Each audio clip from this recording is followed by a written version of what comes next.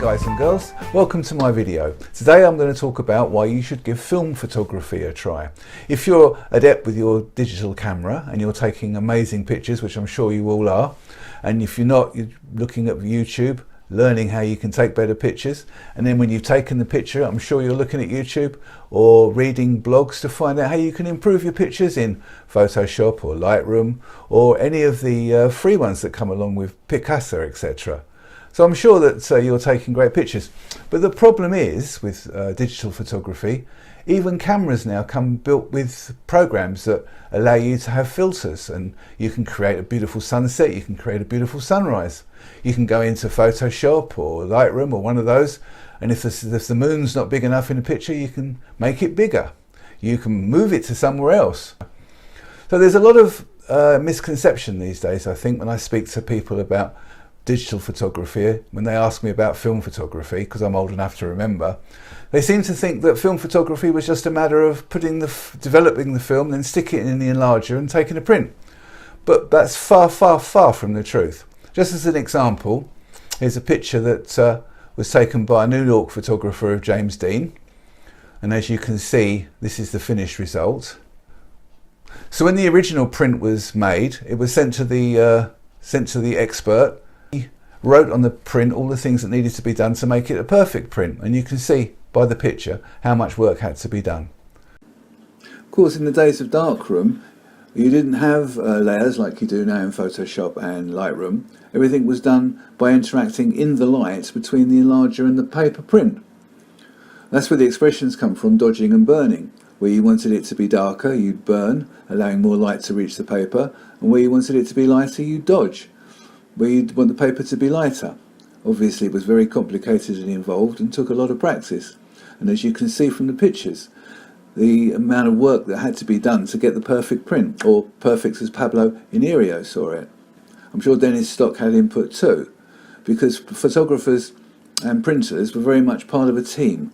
A good photographer would find a printer that worked well, and vice versa.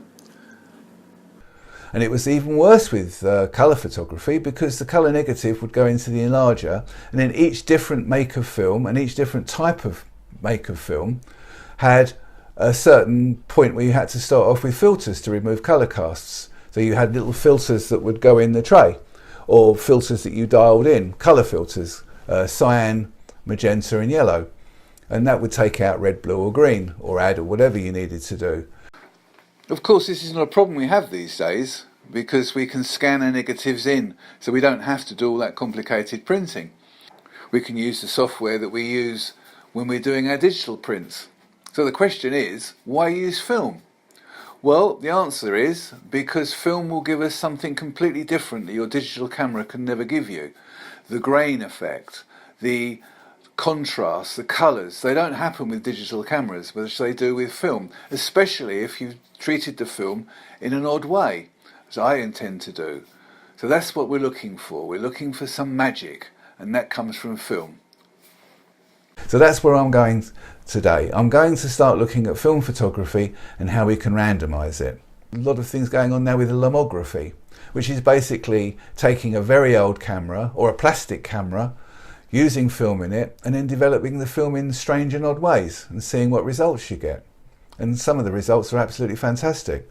So as an example, I was given this camera by a very, very good friend of mine. It's a kit. It came like a Revell kit or an Airfix kit, and you had to put the whole thing together yourself. It's made of plastic. It's got a plastic lens. The shutter speed is 1/80th, and I believe the f-stop or the aperture is f10. And there's nothing you can do about that. All you can do is adjust the focus. So you've got half a metre, 2 metres and infinity.